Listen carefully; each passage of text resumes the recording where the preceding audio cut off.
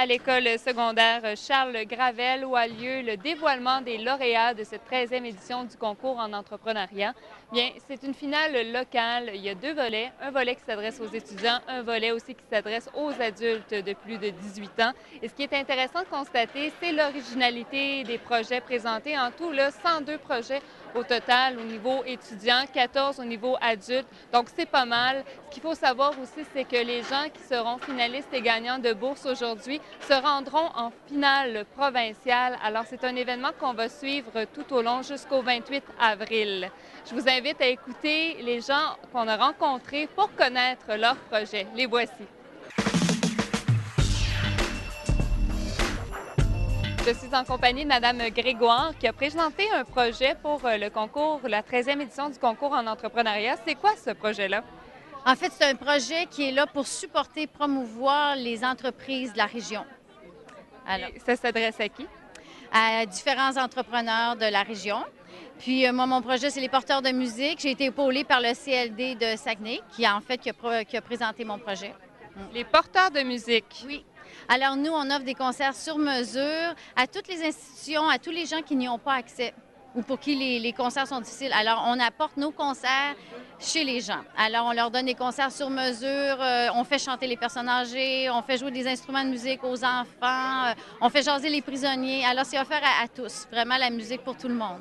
C'est vraiment un concept humanitaire qui allie en fait musique et bienfaits que ça peut avoir sur ces gens-là aussi. C'est exactement ça. C'est de la musicothérapie. Puis nous, on croit que la musique a vraiment un grand pouvoir et puis que tout le monde, la musique touche tout le monde. Alors, c'est vraiment le but de rejoindre les gens par la musique, oui. Là, j'ai un nouveau projet, ça s'appelle la coop Resto La Tocade. Pour nous en parler, vous êtes? Audrey Simard.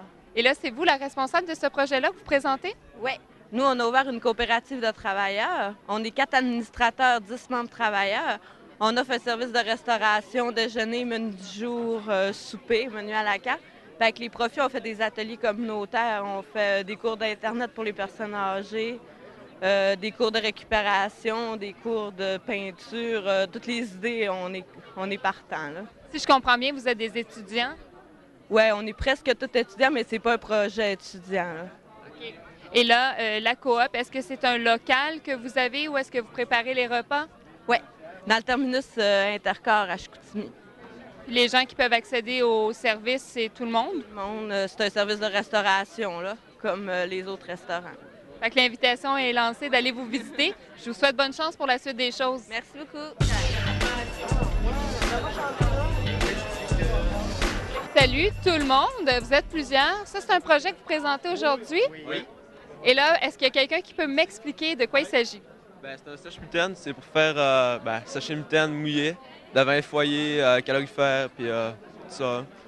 Mais là, on voit les appareils, c'est quand même assez ingénieux. C'est qui a pensé à ça? C'est un élève de notre classe. Il était tanné de ses mitaines mouillées. C'est ça, là, il a pensé à ça, puis il a fait un dessin, puis on a comme monté un projet avec ça.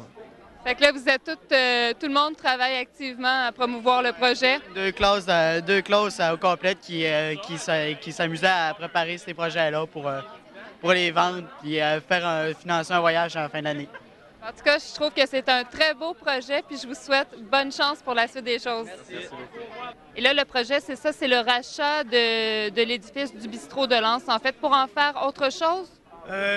Pas exactement en faire autre chose. On veut consolider les activités qui existent actuellement, soit l'activité de restauration, puis la salle de spectacle, le volet culturel. Mais pour assurer la rentabilité du projet, on va y implanter aussi une microbrasserie au sous-sol de la cuisine. Est-ce que vous êtes connaisseur déjà au niveau des produits de la bière? Oui, quand même. Ça va faire une douzaine d'années là, que je fais de la bière plus de façon artisanale, mais là, j'ai comme le goût de me lancer là, à plus grande échelle. Comment ça se déroule jusqu'à présent? Ça va bien, Lisa. Ce matin, on a, tu vois, l'exposition de la finale locale du concours québécois en entrepreneuriat. Donc ici, on a des exposants du volet création d'entreprise et du volet entrepreneuriat étudiant à Charles-Gravel. Donc, on a une participation quand même record. Nos exposants qui proviennent du primaire jusqu'au collégial dans le volet entrepreneuriat étudiant. Et les gens là, de création d'entreprise aussi qui viennent nous montrer là, leurs produits, leurs services ou leurs événements organisés pour se partir en affaires dans les prochains mois. Moi, sais-tu, qu'est-ce qui m'a impressionné? C'est le côté créatif. J'ai vu des choses assez impressionnantes, j'en reviens pas. Ce qui est intéressant, c'est que les jeunes et les moins jeunes identifient des niches, identifient des besoins et répondent à ces besoins-là chez leurs clients pour se lancer en affaires. Et là, ces gens-là devraient être récompensés. Il y a le gala qui s'en vient. Alors, ils vont recevoir une bourse, probablement. Et suite à ça, il y a autre chose. Oui, donc aujourd'hui, on remet les bourses, on souligne les lauréats. Par la suite, ces gens-là vont se rendre à la finale régionale qui a lieu le 28 avril à Saint-Ambroise. Et ça, nous, on va pouvoir on va pouvoir s'informer, j'imagine, au cours pour suivre les gens de la région. Bien sûr, vous êtes toujours les bienvenus. Salut les filles! Vous avez un beau projet. Est-ce qu'il y a quelqu'un qui veut me parler de quoi il s'agit? On récupère des sacs de pain ou de lait pour faire des coffres à crayons, des napperons et des sacs de plage. Ouais. Mais ce qu'on fait, on vend pas les trucs qu'on fait.